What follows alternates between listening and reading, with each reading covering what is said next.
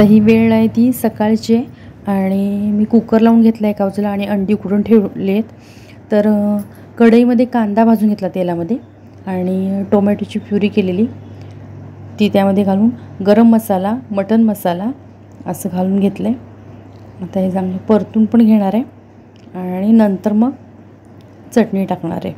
कोथिंबीर घातली थोडीशी आणि आता परतून घेणार, म्हणजे थोडं मिक्स करून घेणार आणि यावरच आता चटणी टाकून घ्यायची.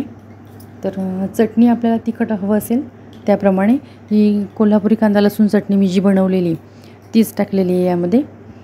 आणि आता सगळं परतून घ्यायचं आहे. हा असं वेगळ्या प्रकारचा असा नाश्ता केलेला आहे. ह्या पण चपातीबरोबर जरी ही भाजी म्हणून खाल्ली ना तरी चालू शकतं. आता ही नाश्त्याला केलेलं आहे. त्यात जरासं पाणी घातलं आणि हे छानपैकी उकळू देणार, म्हणजे सगळे मसाले वगैरे त्यात मस्तपैकी मिक्स होतील. तर हे उकळू देत मस्तपैकी. तोपर्यंत काय करणार आहे, अंडी उकडलेली जी आहेत ती छोटे छोटे असे तुकडे करून घेणार. स्लाईस आपल्याला उभे उभे किंवा गोल जसे पाहिजेत त्याप्रमाणे करून घेता येतात. आता मी ह्याचे स्लाईस करून छानपैकी उकळल्यावर ह्यात टाकलेले आहेत ते. आणि हा आता नाश्ता आहे. तर ब्रेड आणलेला आहे आणि हे त्या तिघांना दिले. तर ती आता मस्तपैकी त्यांचा नाश्ता होईल. आणि मी लगेच आमटी पण टाकून घेणार आहे.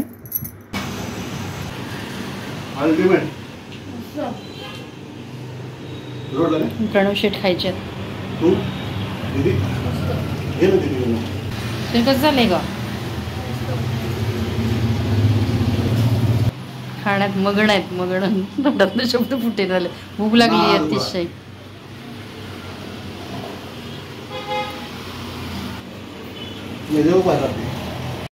आता त्या तिघांचा नाश्ता चालला आहे तोपर्यंत मी आमटी ते करून घेते.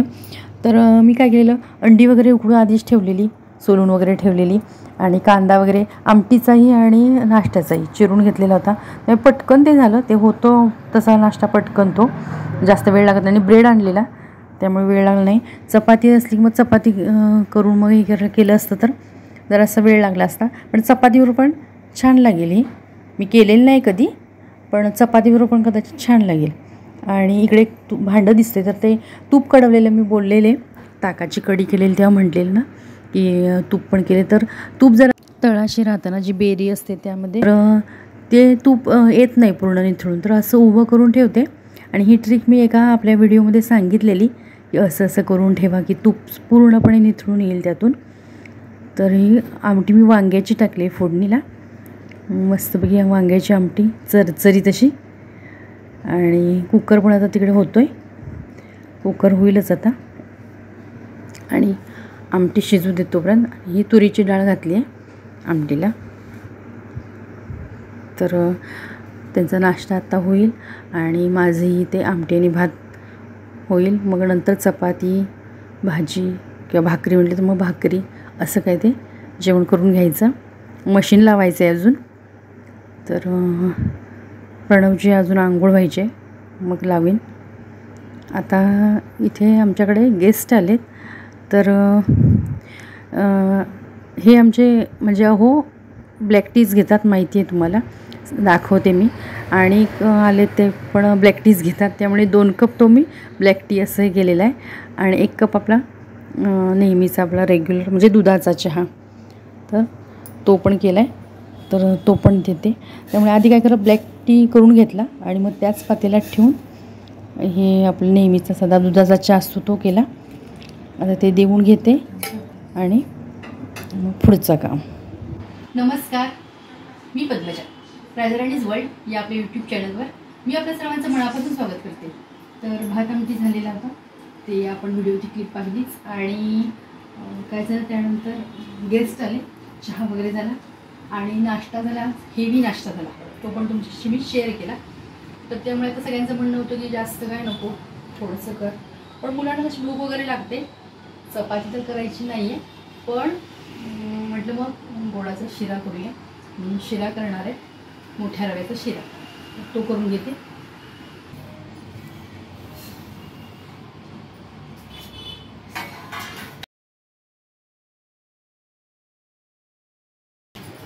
पाणी घेऊन घेते, तापत पाणी ठेवते.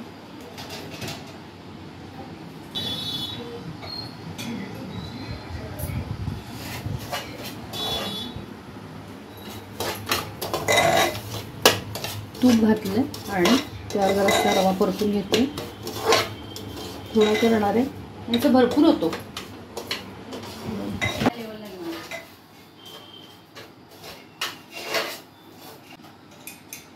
नमस्कार, मी पद्मजा. राजाराणीज वर्ल्ड या आपल्या यूट्यूब चॅनलवर मी आपल्या सर्वांचं मनापासून स्वागत करते. तर भात आमटी केलेला शेअर केली तुमच्याशी ती क्लिप मी, म्हणजे तो व्हिडिओ. आणि नाश्ता तो झाला, तो हेवी झालेला. म्हणजे सगळीच म्हणाली की नाश्ता केल्यावर आम्हाला काही जास्त भूक नाही आहे, त्यामुळे भात आमटी केल्यावर भाकरी वगैरे म्हटलं राहू द्या. तर शिरा कर म्हटलीत सगळी, म्हणून शिरा करते. मध्येच गेस्ट आलेले, त्यामुळे चहा वगैरे मशीन लावायचं होतं, ते मशीन लावलं. मी आता शिरा करते.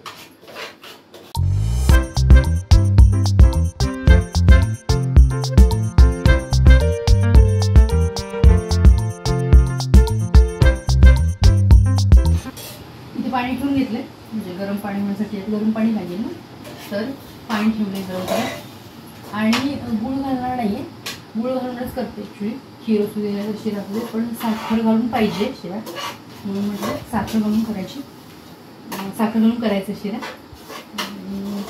आवडतो मुलांना, तूप जास्त घालावं लागतं. गुळाच्या ह्याला कसं तूप कमी असेल तर चालतं, पण आपण साखरेचं जेव्हा करतो तेव्हा त्याला तूप जास्त लागतं. पण मुलांना आवडतो, म्हटलं चला आता सुट्टी आहे करूया. मम्मी, हां शिरा कधी होणार? होईल की आता. का भूक लागली? नाही, भूक लागली नाही. हां, ते घरातनं सगळा घमघमाट सुटला आहे. हां, चहा बिना लागली?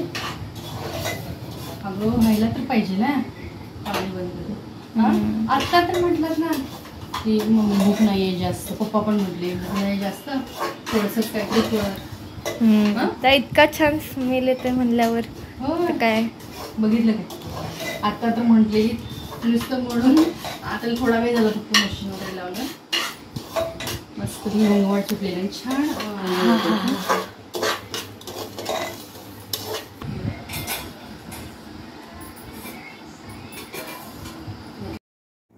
रवा इथे मस्तपैकी अगदी भाजून झालेला आहे आणि गरम पाणी जे केलेलं आहे ते रव्यावर ओतून घेते आणि मग झाकण लावून शिट्ट्या देणार 3 ते 4.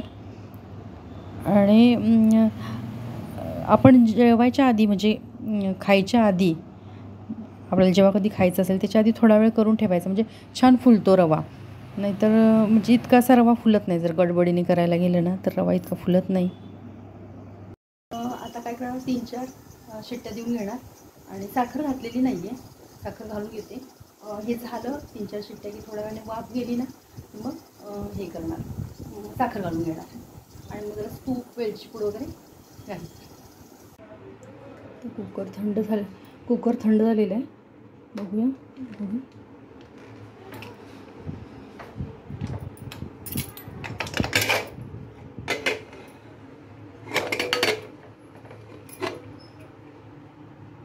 बघा,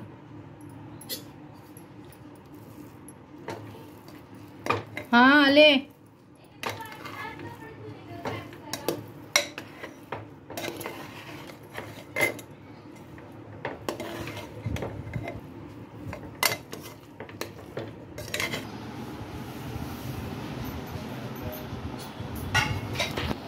साखर लावून घेतली, साखर विरघळू द्यायची आणि थोडंसं नंतर तूप टाकणार. तर इतर वेळेला करताना काजू वगैरे बेदाणे घातले, तर मी घातलेलं नाही. ते आपण असं इतर वेळेला प्रसाद वगैरे असं करतो किंवा काय, तर तेव्हा काजू बेदाणे घातले की छान लागतं आणि छान होऊन जातं. म्हणजे आता साखर सगळं येऊ दे. तर साखर विरघळेल आता, तोपर्यंत भात आमटी झालेली, मग जेवून घ्यायचं. आणि अशा वेळेला काय वेळेला हेवी नाश्ता झाला की मग असंच काहीतरी भात आमटी वगैरे खातात. म्हणजे मग कारण चपाती वगैरे किंवा चपाती भाजी किंवा भाकरी मग खायला हे होत नाही हेवी नाश्ता झाल्यामुळं. आणि हे शिरा कसा आपला गव्हाच्याच ह्याचा असतो, त्यामुळे पोट भरायचं. मुलांना आवडतं जरा, म्हटलं करूया. तुम्हाला इथे आता मध्ये अशी बरणी दिसत नसेल, एक बरणी 4 बरणी आणि मध्ये एक बरणी नाही आहे. तर ते काय झालं, मसूर त्यातली संपलेली. मग करते काय, जसं संपेल एखादं संपलं की ते घासून यायचं. डबे पण तसंच, एखादं घासलेली किंवा काढायचं झालं हे रॅक एकदा काढायचं, दुसरं एकदा रॅक काढायचं, असं करते. किंवा एकदम सगळं काढलं की कसं सरळ म्हणजे ही होते आणि होईल तसं रिकामं, कारण त्यात धूळ सगळे. आपण आता अर्धा किलो 1 किलो त्याचं जर भरलं तर एक 8-15 दिवसात त्यात धूळ होतेच, म्हणजे धूळ बसते त्यावर. आणि इथे आता गॅसच्या इथे असल्यामुळे मग कसं होतं, धूळ किंवा ते आपण धुरकट सगळं हे होतं. त्यामुळे जसं रिकामं होईल तसं इतरही डबे काय जसं रिकामं होईल तसं करायचं, म्हणजे जास्त आपल्याला लोडही नंतर होत नाही. ते एकदम काढण्यापेक्षा जसं रिकामं होईल तर पिठाचे डबे असू देत, पीठ संपलं ते म्हणजे दळून आणायचं आहे, आता पीठ संपले थोडंसं आहे तर ते काढायचं, इकडे डबा घासायचा आणि मग त्यात दळून आणलेलं नवीन भरायचं. असं तांदूळ असू दे, म्हणजे काही असू देत, जे काही संपेल त्याचा डबा घासायचा. पोहे, रवा, जे काय म्हणजे काही त्याचे डबे मग त्याच वेळेला घासून भरून देते. मसाले असू देतात, इथे मसाले असतात वरती, तर ते सुद्धा संपेल तसं घासायचं. असो केलेला जर तरी सुद्धा तो जो डबा झाला आहे रिकामा तो घासून ठेवायचा आणि त्यात भरून द्यायचं. असं करते.